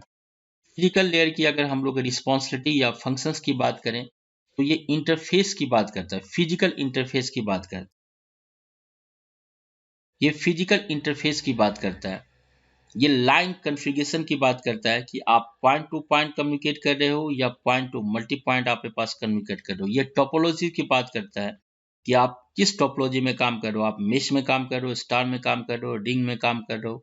ये ट्रांसमिशन मोड की बात करता है कि आप सिंप्लेक्स में काम कर रहे हो या हाफ डुप्लेक्स में कम्युनिकेशंस कर रहे हो या फुल डुप्लेक्स में आपके पास कम्युनिकेशन कर रहे हो।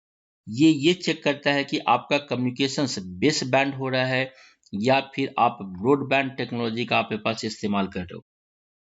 ये डाटा रेट की बात करता है कि डाटा एक जगह से दूसरे जगह कितने स्पीड से आपके पास जाएगा। आप 10 Mbps लिंक का इस्तेमाल कर रहे हो या 100 Mbps लिंक का इस्तेमाल कर रहे हो। ये 0101 डाटा के 0101 की बात करता है, यानी डाटा को ये बिट्स में आपके पास रिप्रेजेंट आपके पास करता है। ये सिंक्रोनाइजेशन की बात करता है कि ट्रांसमीटर और जो हमारे पास रिसीवर हमारे पास है उनके बीच में आपके पास सिंक्रोनाइजेशन आपके पास हो। ये OSI मॉडल जिसमें हमने अभी 7 लेयर आपके पास पढ़े, मैं आपको रिकमेंड करूंगा कि आप इसको अच्छी तरह आपके पास पढ़िए।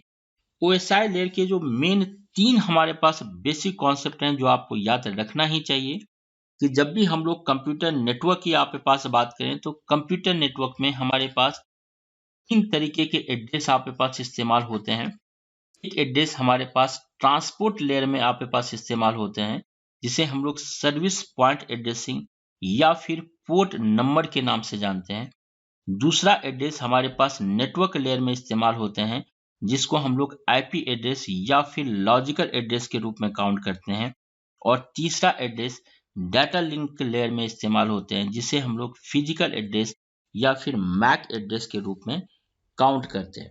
यानी इंटायर कंप्यूटर नेटवर्क इसी 3 एड्रेस के आसपास आपके पास मूव होता है। जब भी हम लोग पोर्ट नंबर की बात करें तो ये होता क्या है, हमारे सिस्टम में बहुत सारे सर्विसेज हमारे पास हो सकते हैं। हम लोग टेलनेट इस्तेमाल कर सकते हैं, हम लोग HTTP इस्तेमाल कर सकते हैं, हम लोग SMTP इस्तेमाल कर सकते हैं। तो जब एक कंप्यूटर से डाटा, ये हमारे पास 2 सिस्टम हमारे पास है, तो चूंकि हमारे सिस्टम में बहुत सारे सॉफ्टवेयर हम लोग इंस्टॉल करके रख सकते हैं। हमारे पास SMTP हो सकता है, हमारे पास HTTP हमारे पास हो सकता है, हमारे पास SNMP हो सकता है। हम लोग किस वजह से आइडेंटिफाई करें कि जो डाटा हमारे पास BPC पे पहुंच रहा है क्या वो SMTP का हमारे पास है, क्या वो HTTP का हमारे पास है, क्या वो SNMP का है, क्या वो फाइल है, ये किस वजह से आइडेंटिफाई होगा। और इस पर्पस के लिए हम लोग एक नंबर का इस्तेमाल करते हैं और उस नंबर को हम लोग पोर्ट नंबर के नाम से आपके पास जानते हैं। पोर्ट नंबर रिप्रेजेंट्स कि अपर लेयर यानी एप्लीकेशंस, प्रेजेंटेशंस और सेशन लेयर, जिसे हम लोग अपर लेयर के नाम से जानते हैं, अपर लेयर में कौन सा प्रोटोकॉल हम लोग आपके पास इस्तेमाल कर रहे हैं। और इस पर्पस के लिए हम लोग पोर्ट नंबर के कॉन्सेप्ट को फॉलो करते हैं। ये नॉर्मली में एक न्यूमेरिकल नंबर होता है और हम अपने पीसी पे या हमारे पीसी पे टोटल 65,536 पोर्ट हमारे पास होते हैं, जिसमें से 1024 पोर्ट हमारे पास वेल नोन पोर्ट होते हैं, यानी पोर्ट नंबर 1 से लेके पोर्ट नंबर 1024 पोर्ट हमारे पास वेल नोन होंगे। और ये कुछ प्रोटोकॉल हैं के नाम हैं और ये कुछ पोर्ट नंबर हैं जो आपको याद रखना चाहिए। ये हाईली रिकमेंडेड है कि अगर आप नेटवर्किंग फील्ड में करियर बनाना चाहते हैं तो आपको पोर्ट नंबर जितना ज़्यादा हो उतना ही, जितना ज़्यादा आपको याद हो उतना ही ज़्यादा आपके पास बेटर आपके पास है। हमारे पास एक प्रोटोकॉल है टेलनेट और इसका पोर्ट नंबर हमारे पास है 23, HTTP hyper text transfer protocol port number 80, SMTP port number 25, DNS 53, DHCP port number 67, FTP port number 21। ये सारे प्रोटोकॉल्स हमारे पास हैं, इनके अपने अलग अलग आपके पास काम आपके पास होते हैं, वो अलग अलग पर्पस के लिए आपके पास इस्तेमाल किए जाते हैं। और पोर्ट नंबर ये शो करता है कि किस तरह के सर्विसेज आपके नेटवर्क में आपके पास इस्तेमाल हो रहे हैं। और जब एक नेटवर्क से डाटा आप किसी दूसरे नेटवर्क में आप सेंड करते हो तो पोर्ट नंबर यह डिसाइड करता है कि ये जो डाटा, ये जो पैकेट के अंदर जो वैल्यू है, जो डाटा है, वो किस प्रोटोकॉल से बिलोंग करता है। इसके अलावा भी हमारे पास बहुत सारे पोर्ट आपके पास हैं। मैं आपको एक फाइल, यानी अगर आप विंडोज में काम कर रहे हैं तो मैं आपको एक फाइल का नाम लिख दे रहा हूं जहां मोस्टली आपको पोर्ट नंबर मिल जाएंगे। और वो हमारे पास फाइल है सी ड्राइव। इसके अंदर आपको जाना है विंडोज, ये हमारे पास है सी ड्राइव।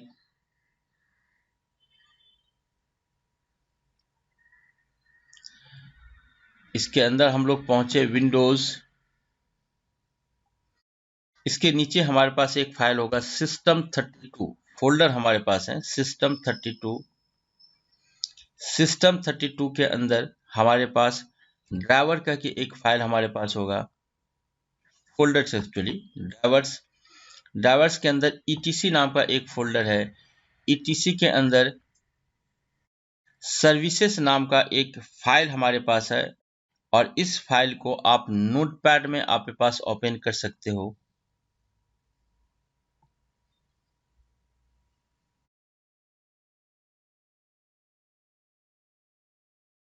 और आप ये जो आपके पास देख रहे हैं ये सारे हमारे पास प्रोटोकॉल्स हमारे पास हैं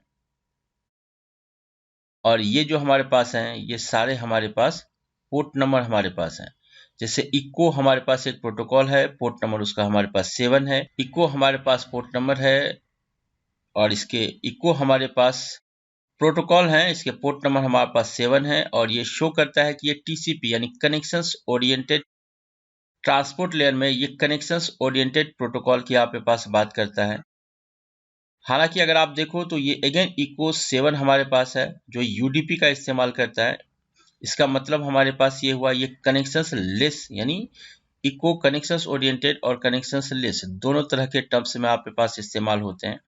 ये कि कंप्लीट आपके पास फाइल है। अगर पॉसिबल हो तो आप इस बार एक फाइल को आप एक बार ऑन करके आप जरूर देखो। जैसे आप यहाँ देख रहे हैं कि हमारे पास एक प्रोटोकॉल है FTP पोर्ट नंबर 21 का इस्तेमाल करता है। हमारे पास एक प्रोटोकॉल है SSH पोर्ट नंबर 22 के हमारे पास इस्तेमाल करते हैं। हमारे पास एक प्रोटोकॉल है टेलनेट पोर्ट नंबर 23 का इस्तेमाल करता है। प्रोटोकॉल SMTP पोर्ट नंबर 25 का इस्तेमाल करते हैं। हमारे पास एक प्रोटोकॉल है RLP पोर्ट नंबर 39 का इस्तेमाल कर रहा है। सो ये फाइल जहां आप जाके ये देख सकते हो कि कौन कौन से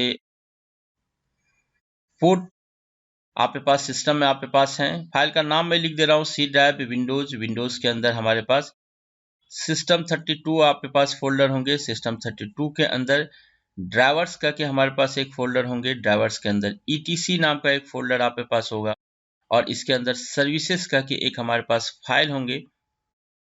आप इसे नोटपैड में ओपन कर सकते हो और यहाँ आप कंप्लीट पोर्ट आपके पास देख सकते हैं। OSI लेयर या कंप्यूटर नेटवर्क में प्रत्येक पीसी, प्रत्येक नेटवर्किंग डिवाइस, प्रत्येक कंप्यूटर, प्रत्येक स्विच, नेटवर्किंग फील्ड के या नेटवर्किंग में इस्तेमाल होने वाले जितने सारे डिवाइसेस हैं, सारे डिवाइसेस का अपना एक एड्रेस होता है जो कि डाटा लिंक लेयर में हमारे पास डिफाइन आपके पास किए गए हैं और इसे हम लोग मैक एड्रेस के रूप से काउंट करते हैं।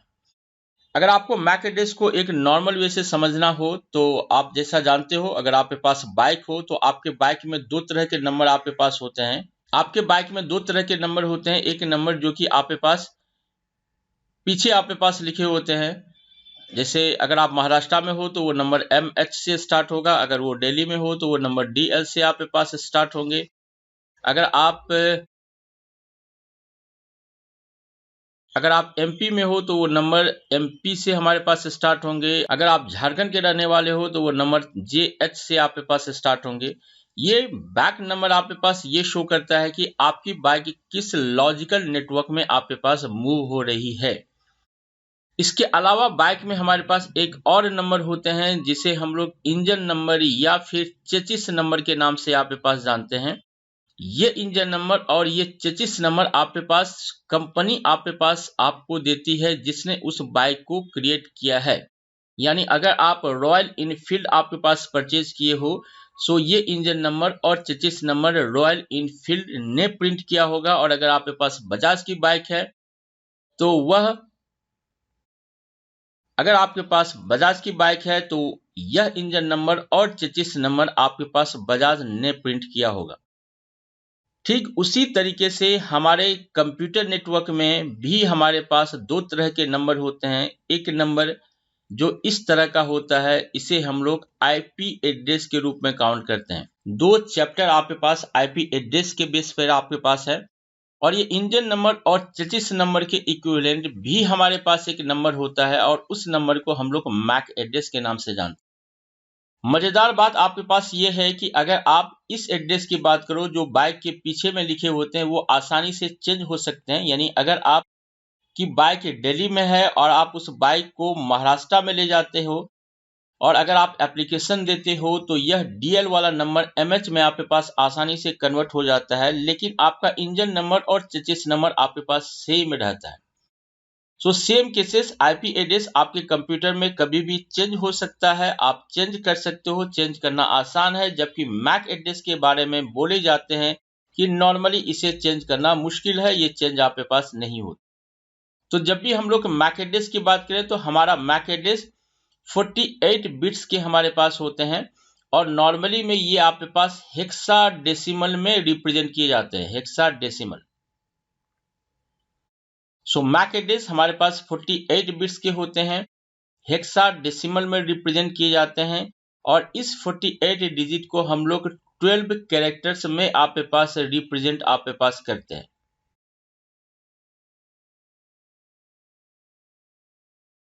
मैक एड्रेस में नॉर्मली हमारे पास दो पार्ट हमारे पास होते हैं। अगर हम लोग मैक एड्रेस की बात करें तो ये मैक एड्रेस जो कि 48 बिट्स के होते हैं, यह दो पार्ट में डिवाइड किए जाते हैं, 24 बिट्स एंड द 24 बिट्स। ये जो 24 बिट्स हमारे पास है, ये IEEE असाइन आपके पास होता है और ये जो 24 बिट हमारे पास है, ये हमारे पास वेंडर आपके पास असाइन होता है। इसका मतलब हमारे पास क्या हुआ कि सपोज मैंने एक कंपनी ओपन की और ये कंपनी हमारे पास लैन कार्ड क्रिएट कर रही है, तो मुझे IEEE में रजिस्टर्ड आपके पास करवाना होगा। और जब मैं IEEE में रजिस्टर्ड आपके पास करवाता हूं तो वो मुझे एक नंबर देता है। सपोज उसने एक नंबर दिया कि सर आपका नंबर जो है वो है 010506।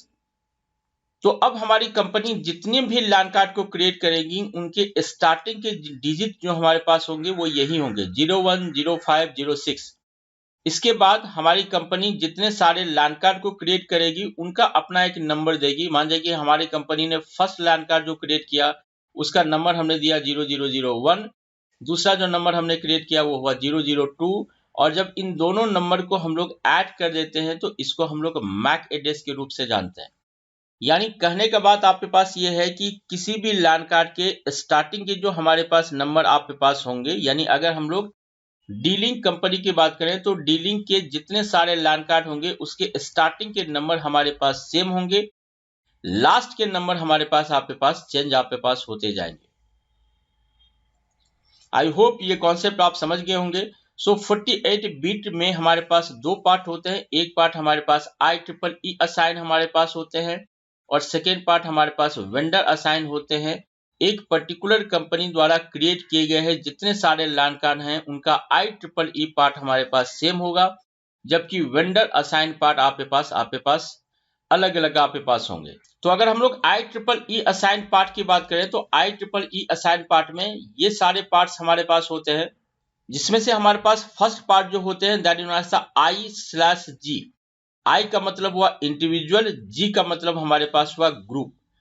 इंडिविजुअल का मतलब हुआ कि आपका लैन कार्ड या आपका नेटवर्क इंटरफेस कार्ड यूनिकास्ट आपके पास परफॉर्म्स कर सकता है, जबकि ग्रुप का मतलब हुआ कि ये मल्टीकास्ट आपके पास परफॉर्म्स आपके पास कर सकता है। दूसरे पार्ट जो हमारे पास होते हैं वो होते हैं G/L। ये एक बिट होता है, या तो ये 0 होगा, ये आपके पास 1 होगा। G का मतलब हुआ ये ग्लोबल यूनिक आइडेंटिफिकेशन है, यानी आपको जो नंबर आपके पास दिए गए हैं वो पूरे वर्ल्ड में किसी के साथ में मैच नहीं होंगे। लोकल का मतलब हुआ कि आपने जो IEEE से आपको जो नंबर आपके पास लिया है वो हमारे पास जो आइडेंटिफायर आपने लिया है वो आपके पास लोकल है, यानी वो पूरे वर्ल्ड में किसी के साथ में मैच हो सकते हैं। कहने का मतलब ये, अगर आप इसको इस वजह से समझो कि मान जाए कि ये हमारे पास IEEE हमारे पास है, तो इसके आपके पास हमने मल्टीपल ब्रांच आपके पास ओपन कर दिए। ये अगर इंडिया का, ये अगर हमारे पास इंडिया का हमारे पास ब्रांच है, ये हमारे पास चाइना का ब्रांच है, और हमारी ये कंपनी आपके पास है ABC की। हमने अगर यहां आपके पास हमारी कंपनी हमारे पास ABC है और हमने बोला कि सर मैं पूरे वर्ल्ड के मार्केट में अपना लैन कार्ड सेल करना चाहता हूं, सो मुझे जो आपके पास नंबर मिलेगा वो ग्लोबल नंबर आपके पास मिलेगा। लेकिन अगर मैं ये क्लेम करता हूं कि मुझे पूरे वर्ल्ड में नहीं सेल करना है, मुझे सिर्फ और सिर्फ इंडिया के मार्केट को सेल करना है, तो ऐसे केसेस में मुझे जो नंबर आपके पास दिए जाएंगे वो आपके पास लोकल दिए जाएंगे। यानी इंडिया में जितने सारे मैं लैन कार्ड क्रिएट करूंगा, उस लैन कार्ड का नंबर किसी भी नंबर के एक दूसरे नंबर के साथ में मैच नहीं होगा। अगर मुझे ग्लोबल नंबर आपके पास मिले हैं तो पूरे वर्ल्ड में जितने सारे लैन कार्ड होंगे उसमें से किसी के साथ मेरा नंबर आपके पास मैच नहीं होगा। और तीसरा पार्ट हमारे पास होते हैं जो कि कंपनी के आइडेंटिफिकेशंस को शो करते हैं, that is OUI, organisationally unique identifier. So ये तीनों को अगर हमारे पास कंबाइन किया जाए तो ये हमारे पास 24 बिट्स के हमारे पास होते हैं, जिसको हम लोग IEEE असाइन के नाम से जानते हैं। अगर आप ये देखना चाहते हो कि आपके पीसी का IP एड्रेस या आपके पीसी का मैक एड्रेस हमारे पास क्या है, सो इसके लिए जो हमारे पास कमांड है ipconfig/all, और यहां से आप ये देख सकते हो कि आपके पीसी का मैक एड्रेस आपके पास क्या है। तो मैं कमांड प्रॉम्प्ट किया और हमने सेम कमांड आपके पास लिखे, हमने लिखा ipconfig/all, और आप ये जो आपके पास देख रहे हो इज द फिजिकल एड्रेस, और इसी फिजिकल एड्रेस को हम लोग मैक एड्रेस के नाम से आपके पास जानते हैं। अगर आप ग्राफिक के थ्रू आपके पास जाना चाहो, और अगर आपके पास विंडोज का आपके पास पीसी आपके पास है, तो या तो आप यहां क्लिक कीजिए, यहां आपको लैन कार्ड के आपके पास ऑप्शंस आपके पास मिलेंगे, या फिर आप यहां आइए और एक कमांड टाइप कीजिए ncpa.cpl। जैसा आप यहां देख रहे हो कि आपके पास बहुत सारे लैन कार्ड आपके पास आ गए हैं। चलिए, ये सारे कनेक्शंस हमारे पास क्रॉस दिखा रहा है, यानी इसके साथ अभी मैं नेटवर्क में आपके पास नहीं हूं, लेकिन एक कनेक्शन हमारे पास दिखा रहे हैं कि यहाँ वायर आपके पास कनेक्टेड है। तो मैं इसको डबल क्लिक करूंगा। जो ही आप डबल क्लिक करोगे और जब आप डिटेल्स में आपके पास जाओगे तो ये आपको दिखाएगा कि इस पर्टिकुलर लैन कार्ड का जो हमारे पास मैक एड्रेस है वो है 005056C00001, और इस तरह से हम लोग मैक एड्रेस आपके पास देखते हैं।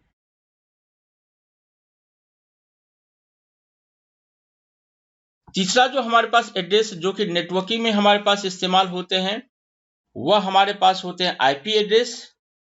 तो IP एड्रेस मैं आपको, ताकि IP एड्रेस के लिए हमारे पास सेपरेट हमने आपके पास लेक्चर आपके पास रखे हैं। सो IP एड्रेस के लिए चूंकि हमारे पास कंप्लीट आपके पास एक बड़ा सा आपके पास टॉपिक है, तो मैं यहाँ आपके पास कुछ भी आपके पास नहीं बोल रहा हूं, लेकिन एक लाइन में जरूर आपके पास बोलना चाहूंगा कि जब भी हम लोग IP एड्रेस की बात करें तो IP एड्रेस हमारे पास डेसिमल में आपके पास रिप्रेजेंट आपके पास किए जाते हैं। और अगर आप IP एड्रेस को देखना चाहते हो तो हमारे पास जो कमांड हमारे पास है वो है ipconfig। अगर हम लोग कमांड के थ्रू आपके पास जाए तो अगर हम लोग यहाँ कमांड प्रॉम्प्ट पे गया, मैंने लिखा ipconfig, और ये जो आप देख रहे हैं 192.168.186.1 ये हमारे पास IP एड्रेस है। और जैसा आपने पहले बार देखा था कि हमारे पीसी में बहुत सारे लैन कार्ड आपके पास है, तो जिस लैन कार्ड का ये आपके पास IP एड्रेस है वो VMware का आपके पास लैन कार्ड आपके पास है, और इसके जो IP एड्रेस है हमारे पास 192.168.186.1। सो ये 3 एड्रेस हमारे कंप्यूटर नेटवर्क में इस्तेमाल होते हैं। पोर्ट नंबर जो कि ट्रांसपोर्ट लेयर में इस्तेमाल होते हैं, मैक एड्रेस जो कि डाटा लिंक लेयर में इस्तेमाल होते हैं, और आईपी एड्रेस जो कि नेटवर्क लेयर में आपके पास इस्तेमाल होते हैं। और पूरा इंटायर नेटवर्क इसी 3 एड्रेस के इर्द गिर्द आपके पास घूमता है। और आपको हाईली रिकमेंड किया जाता है कि इन तीनों एड्रेस के बारे में आप अच्छी तरह पढ़ें, अपने नॉलेज को आप इंक्रीज आपके पास करें।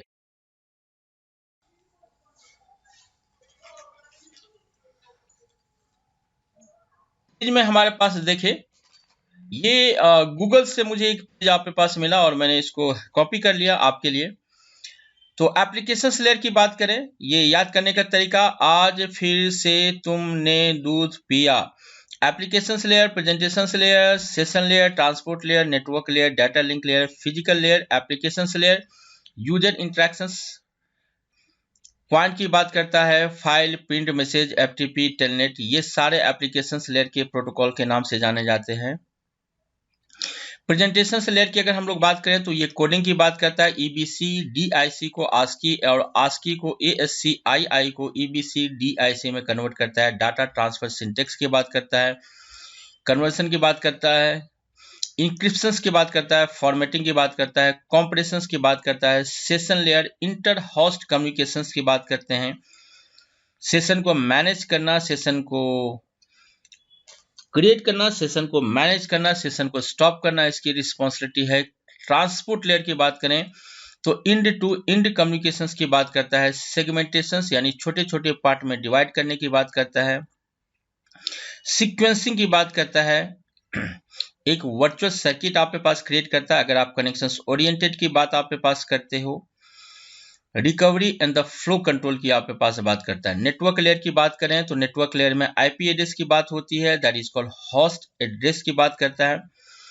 राउटिंग की बात होती है, इसको हम लोग सिलेक्शन ऑफ बेस्ट पाथ के रूप में आपके पास काउंट करते हैं। इनकैप्सुलेशंस की बात होती है, और नेटवर्क लेयर में जो हमारे पास डाटा होते हैं उसे हम लोग पैकेट के नाम से जानते हैं। डाटा लिंक लेयर की बात करें तो एक्सेस टू मीडिया की बात करता है, फ्रेम की बात करता है, फ्रेम में वो हेडर और टेलर आपके पास ऐड आपके पास करते हैं।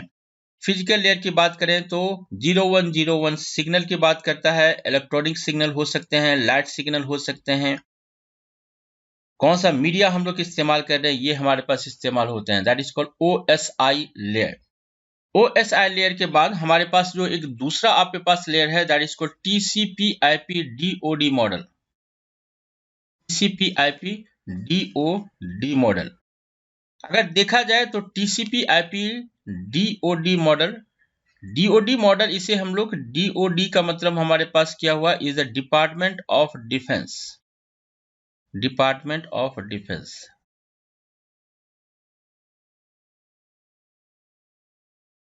टीसीपी/आईपी मॉडल को डिपार्टमेंट ऑफ डिफेंस से यूएसए की जो डिफेंस एजेंसी है उसने आपके पास क्रिएट किया, तो इसे कभी कभी टीसीपी/आईपी डीओडी मॉडल के रूप में काउंट करते हैं। ओएसआई लेयर क्रिएट होने के बहुत पहले टीसीपी/आईपी डीओडी मॉडल मार्केट में आपके पास एग्जिस्ट था, लेकिन इसका इस्तेमाल यूएसए की डिफेंस आपके पास करती थी, और उसने आपके पास डिफेंस में कम्युनिकेशंस के लिए एक नेटवर्क आपके पास क्रिएट किया, जिस नेटवर्क को हम लोग आरपा नेट के नाम से आपके पास जानते थे। और इसी आरपा नेट को हम लोगों ने बिजनेस के लिए जब लॉन्च किया तो उसे हम लोग इंटरनेट के रूप में आजकल हम लोग जानते हैं। यानी इस इंटरनेट को किसी जमाने में आरपा नेट कहा जाता था, और ये वेल एस्टैब्लिश हमारे पास नेटवर्क आपके पास थे। अगर हम लोग ओएसआई लेयर और टीसीपी लेयर्स को एक दूसरे के साथ में कंपेयर करें तो ओएसआई लेयर में हमारे पास 7 लेयर होते हैं, applications layer, presentations layer, session layer, transport, network, data link layer और फिजिकल लेयर। वहीं आपके पास टीसीपी/आईपी लेयर में हमारे पास सिर्फ और सिर्फ 4 लेयर हमारे पास होते हैं, applications layer, transport layer, internet layer और नेटवर्क लेयर। एप्लीकेशंस लेयर की बात आपके पास करें, यहां मैं आपको एक बात जरूर बताना चाहूंगा, मार्केट में बहुत सारे बुक है जो कि टीसीपी/आईपी डीओडी मॉडल को 4 की जगह 5 पार्ट में आपके पास डिवाइड आपके पास करते हैं, लेकिन एक्चुअल जो पुराना टीसीपी/आईपी डीओडी मॉडल है उसमें हमारे पास 4 लेयर हमारे पास हैं। यहाँ एप्लीकेशंस लेयर की बात करें सो OSI लेयर में जो एप्लीकेशंस लेयर, प्रेजेंटेशंस लेयर और सेशन लेयर की जो रिस्पॉन्सिबिलिटी हमारे पास थी, वो इन तीनों लेयर की रिस्पॉन्सिबिलिटी को ऐड करके हमने यहाँ एक लेयर क्रिएट किया, that is called applications layer. यानी applications layer user interactions point की बात करता है, यहाँ प्रेजेंटेशंस लेयर यानी कोडिंग इनकोडिंग की बात करता है, सेशन को एस्टैब्लिशमेंट की बात करता है। तो अगर आपको इंटरव्यू में पूछा जाए कि TCP/IP DoD मॉडल के एप्लीकेशंस लेयर क्या काम करते हैं, तो आप OSI लेयर के एप्लीकेशंस, प्रेजेंटेशंस और सेशन लेयर को आप बता दीजिए। ये तीनों मिलके जो हमारे पास काम करते हैं वो एप्लीकेशंस लेयर का हमारे पास काम है। Transport layer is the equivalent to the transport layer of the TCP/IP DoD model. यानी यहाँ जो हमारे पास ट्रांसपोर्ट लेयर है, सेगमेंटेशन, रिसेंबल, डीअसेंबल, सीक्वेंसिंग, 3-वे हैंडशेकिंग, विंडोइंग टेक्निक, ये जितने सारे कॉन्सेप्ट हमारे पास है वो कॉन्सेप्ट हमारे पास यहाँ भी हमारे पास हैं।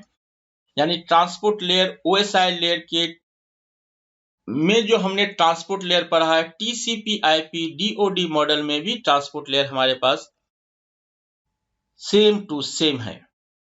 नेटवर्क लेयर को TCP/IP में हम लोग इंटरनेट लेयर के रूप में काउंट आपके पास करते हैं। यानी जहां नेटवर्क लेयर में हम लोगों ने राउटिंग के बारे में आपके पास पढ़ा, राउटेड के बारे में हमारे पास पढ़ा, सेम कॉन्सेप्ट यहाँ हमारे पास इंटरनेट लेयर में हमारे पास इस्तेमाल होते हैं। और डाटा लिंक लेयर और फिजिकल लेयर, इन दोनों को कंबाइन करके हमने यहाँ एक लेयर बनाया, that is called network layer. यहाँ एक बात मैं आपको क्लियर कर दूं कि TCP/IP DoD मॉडल पहले आपके पास मार्केट में क्रिएट हुए और OSI लेयर आपके बाद आपके पास क्रिएट आपके पास हुए। इसके अलावा भी मार्केट में और बहुत सारे आपके पास लेयर आपके पास अवेलेबल आपके पास है। जैसे हमारे पास एक लेयर हमारे पास है IPX SPX मॉडल, एक हमारे पास है एप्पल टॉक मॉडल। सो ये सारे मॉडल, यानी आज के डेट में अगर देखा जाए तो ये सारे मॉडल या इंटायर वर्ल्ड अधिकांशतः केसेस में TCP/IP DoD मॉडल का आपके पास इस्तेमाल करते हैं और OSI लेयर को एज ए रेफरेंस मॉडल की तरह आपके पास इस्तेमाल होता है।